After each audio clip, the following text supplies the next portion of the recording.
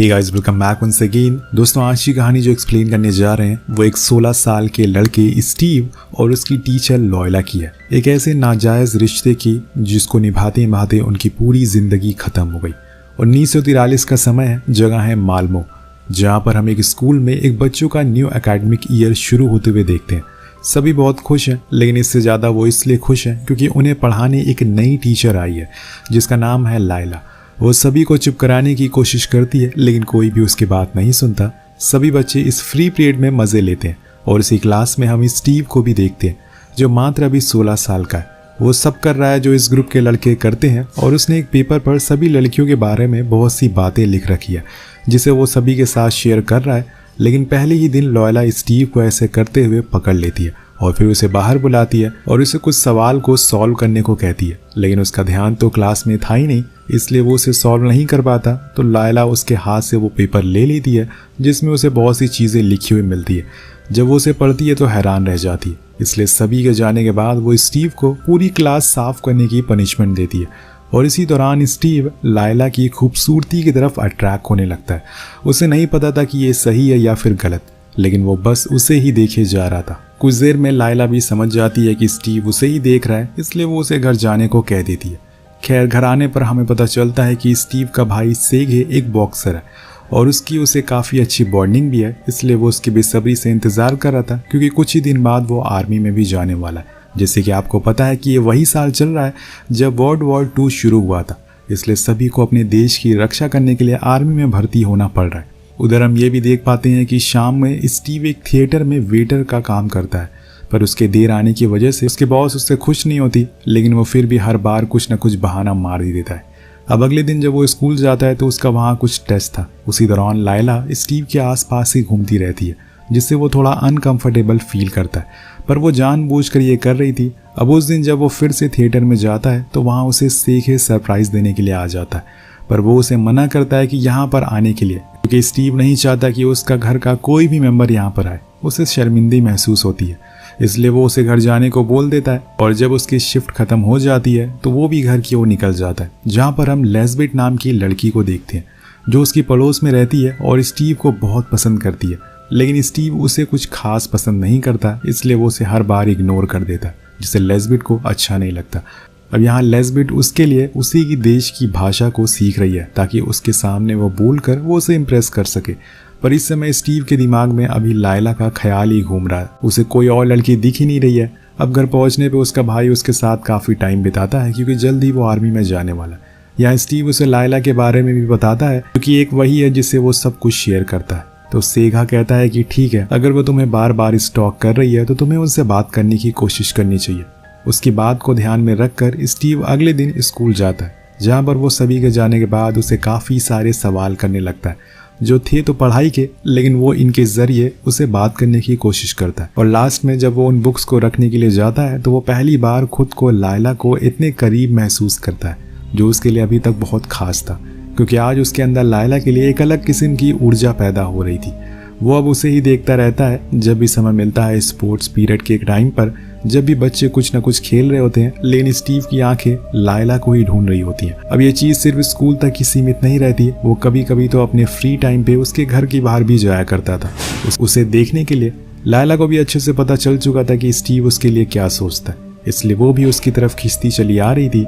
एक दिन जब वो स्कूल के ऊपर वाली मंजिल पर कुछ सामान लेने के लिए जाने लगी तो उसके पीछे पीछे स्टीव भी चला जाता है। हालांकि जब लायला ने उसे अपने पीछे देखा तो उसे बुरा नहीं माना, पर यहाँ स्टीव को वो मौका मिल चुका था जो वो चाहता था। दोनों एक दूसरे को किस करते हैं, पर बीच में ही लायला उसे छोड़कर ऊपर चली जाती है, जहाँ पर वो फिर एक दूसरे के करीब आ जाते हैं।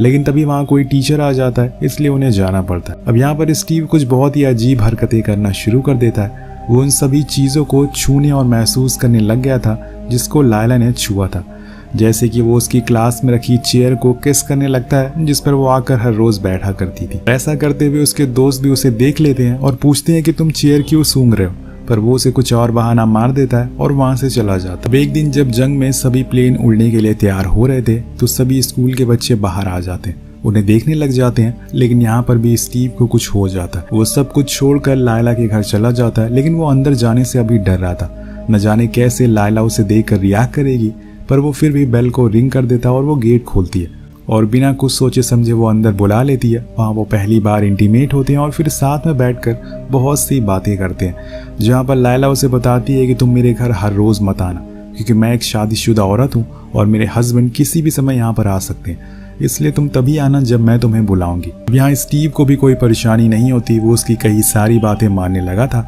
लेकिन एक दिन लायला से भी गलती हो जाती है। वो उसे बुला तो लेती है, लेकिन कुछ ही देर बाद वहाँ पर फ्रैंक आ जाता है जो कि उसका हस्बैंड है। स्टीव भागता है, लेकिन आखिर में फ्रैंक उसे देख लेता है, पर वो उसे लगता है कि ये शायद लायला का कोई स्टूडेंट है और उसे यहाँ पर कोचिंग लेने के लिए आया है, इसलिए वो उसे कुछ नहीं कहता और वहाँ से चला जाता है। अब इसके बाद लायला को भी बहुत बुरा लगता है। उसे लगता है कि शायद फ्रैंक को सब पता चल चुका होगा, लेकिन ऐसा कुछ नहीं हुआ था।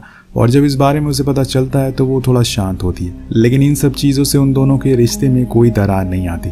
दोनों को जब भी मौका मिलता है वो एक दूसरे से मिल लेते हैं। समय के साथ साथ एक दूसरे के और करीब आते जा रहे थे।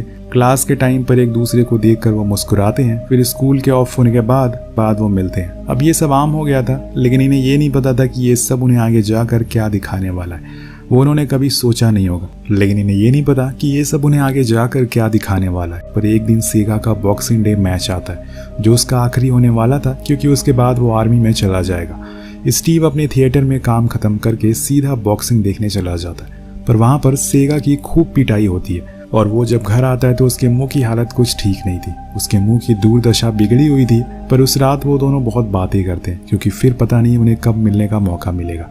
जब कुछ रात हो जाती है तो स्टीव को अपने डैड की खराटों की वजह से नींद नहीं आ रही थी, इसलिए वो सीधा लायला के घर चला जाता है। उसके पास उसके घर की चाबियां भी होती है, इसलिए वो गेट को खोल लेता है और उसे लगता है कि शायद वहाँ फ्रैंक नहीं होगा, लेकिन वो उस रात वहीं होता है और उसे फिर से देख लेता है। लेकिन उसकी किस्मत अच्छी थी कि वो नींद में होता है, इसलिए उसे देख नहीं पाता और इसी का फायदा उठाकर वो आज यहाँ से बच जाता है। वैसे ही कहानी आगे बढ़ती है और एक दिन जब लायला का जन्मदिन होता है तो वो उसके लिए प्रेजेंट लेकर जाता है। वहाँ एक बार फिर उसकी मुलाकात फ्रैंक से हो जाती है, लेकिन वो उसे कुछ कहता नहीं, क्योंकि अभी तक उसे सच्चाई पता नहीं थी। लेकिन यहाँ दोनों एक दूसरे से बातें करना शुरू कर देते हैं, जिसमें इनकी दोस्ती भी होने लग गई थी, क्योंकि दोनों के विचार और सोच कुछ हद तक सेम थे। फ्रैंक उसे वो सब बातें बताने और कहने लगता है जो कि वो सुनना चाहता है।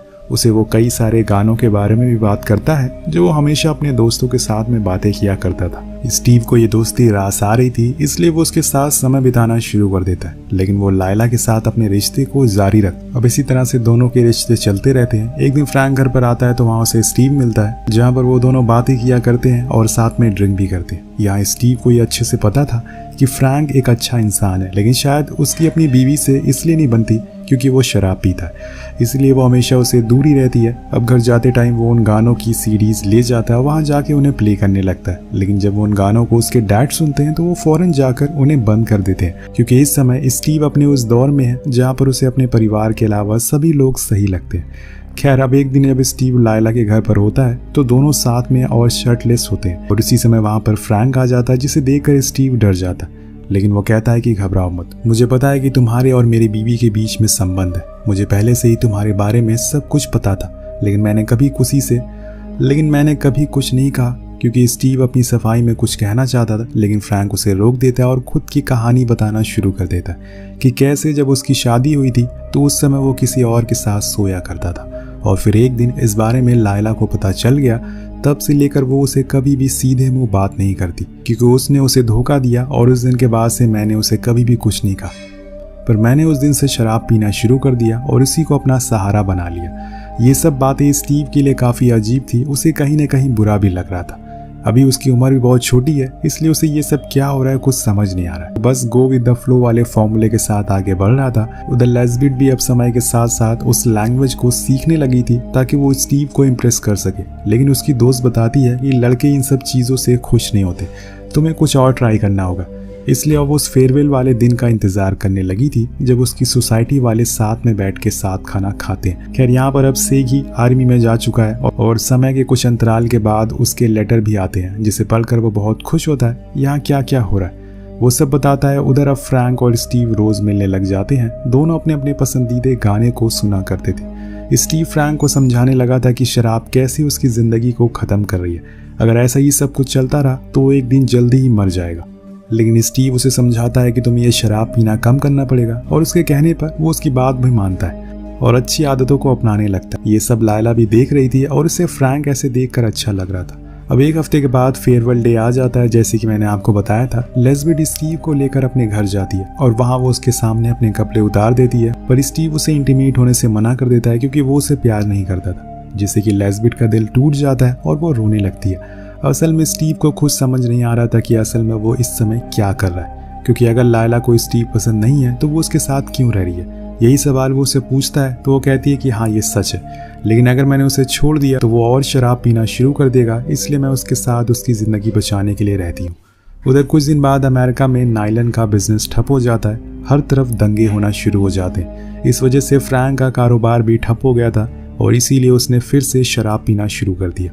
जब इस बारे में स्टीव को पता चलता है तो वो उसे समझाने के लिए जाता है और उसे कम पीने को बोलता है, लेकिन फ्रैंक तो रुकने का नाम ही नहीं ले रहा था। वो उसे कुछ और बिजनेस के बारे में सोचने को बोलता है। यहाँ पर स्टीव की उम्र भले ही छोटी थी, लेकिन वो बातें फ्रैंक की उम्र वाली ही कर रहा था। कुछ देर बाद वो सो जाता है और तभी वहाँ लायला आती है जो उसे अपने साथ चलने को बोलती है, पर यहाँ वो बीच में अटक गया था कि वो करे तो करे क्या, कहीं फ्रैंक को धोखा तो नहीं दे रहा है। वो कुछ देर सोचने के बाद वो फैसला कर लेता है और फिर वहाँ से चला जाता है, पर इससे लायला को बुरा लगता है कि वो उससे दूर जा रहा है।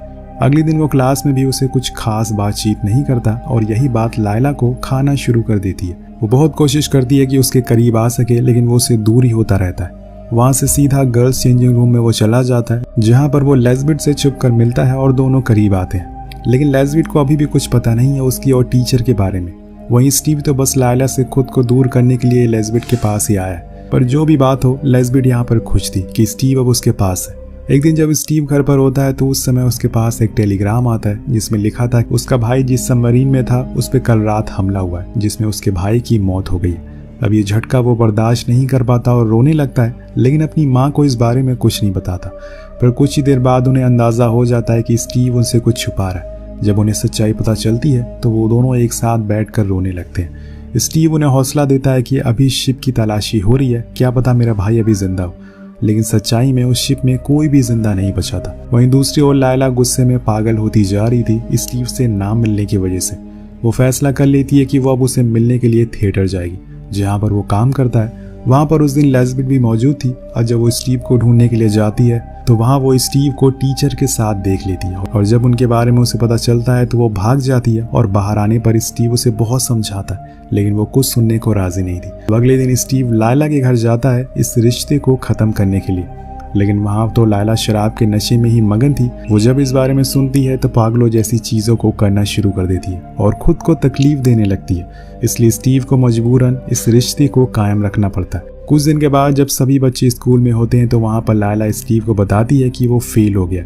वो समझ गया था कि वो ऐसा क्यों कर रही है, क्योंकि वो उसे रिश्ते को तोड़ना चाहता है। वो उससे बात करने की भी कोशिश करता है, लेकिन लायला उसकी कोई बात सुन नहीं रही थी। वो चाहती थी कि वो उसके साथ वैसे ही रहे जैसे वो पहले रहा करता था, लेकिन अब वो दोबारा उस गलती को दोहराना नहीं चाहता। इसलिए क्लास में जब वो उसे सेड्यूस करने की कोशिश करती है तो यहाँ गुस्से में स्टीव डेस्क को ही लात मार देता है, जिससे उसके प्रिंसिपल का बुलावा भी आता है, जहाँ पर वो उसे बताते हैं कि अब उसे दोबारा से क्लास को रिपीट करना होगा, मतलब 1 साल उसका बर्बाद हो जाएगा। ये सुनकर वो भागते हुए क्लास में जाता और वहाँ जाकर उन रजिस्टर में अपने मार्क्स को ढूंढना शुरू कर देता है, लेकिन उन पेजेस को लायला ने फाड़ दिया था। अब वो यहाँ से सीधा फ्रैंक के पास जाता है ताकि वो लायला से बात करे और वो उसे पास करवा दे, लेकिन वो तो नशे में ही धुत था, इसलिए कुछ सुनता ही नहीं। एक दिन क्लास में प्रिंसिपल आता है और वो उसे अपने साथ ले जाता है क्योंकि उसे उस समय उसके भाई के बारे में पता चल गया था। लेकिन तभी हम देखते हैं कि आसमान में कुछ प्लेन आ जाते हैं जो स्कूल के ऊपर ऑयल गिराना शुरू कर देते हैं, जिससे कुछ बच्चे घायल भी हो जाते हैं, पर ज़्यादा कुछ नुकसान नहीं होता। वहाँ दूसरी ओर स्टीव की हालत अब बहुत बेकार हो चुकी थी। एक तो वो फेल हो गया था, दूसरा उसके भाई की मौत उसे अंदर से तोड़ती जा रही थी। वो पूरी रात थिएटर में बैठकर उसी रील को देखता रहता है जिसमें उसके भाई की मौत हुई थी। कुछ दिन बाद सभी सैनिकों का फ्यूनरल होता है, जहाँ पर सभी का परिवार होता है। वापस जाते टाइम स्टीवन की माँ को लगता है कि शायद वो रात में काम करता है, इसीलिए वो फेल हो गया, क्योंकि अभी उन्हें उनकी सच्चाई पता नहीं होती। पर वो कहता है कि आप जो सोच रही हैं वैसा कुछ नहीं है, इसके पीछे कुछ और कारण है, लेकिन जब मैं बड़ा हो जाऊंगा तब मैं आपको वो बात बता दूंगा। इसके बाद वो जाकर अपने डैड को संभालता है जो पूरी तरह से अंदर से टूट चुके हैं अपने बेटे को खोने की वजह से। कहानियां और आगे बढ़ती है और कुछ दिनों के बाद रिजल्ट सेरेमनी होती है, जहाँ पर सभी बच्चों को रिजल्ट दिया जाता है और जब बारी आती है स्टीवन की तो वो सभी के सामने लायला को कुछ ऐसा करके दिखा देता है जिससे कि वो शर्मिंदा हो जाती है और बिना रिजल्ट लिए वो चला जाता है। लेकिन उस हरकत से लायला बहुत परेशान हो जाती है और शर्मिंदा भी, और उधर स्टीव स्कूल में जाकर सारी उन बुक्स को लेकर वहाँ से चला जाता है, क्योंकि अब उसे खुद के ऊपर ध्यान देना है, उसे खुद को साबित करना है और वो खुद को काबिल बनाना चाहता है। इसी के साथ ये कहानी ये ख़त्म हो जाती है।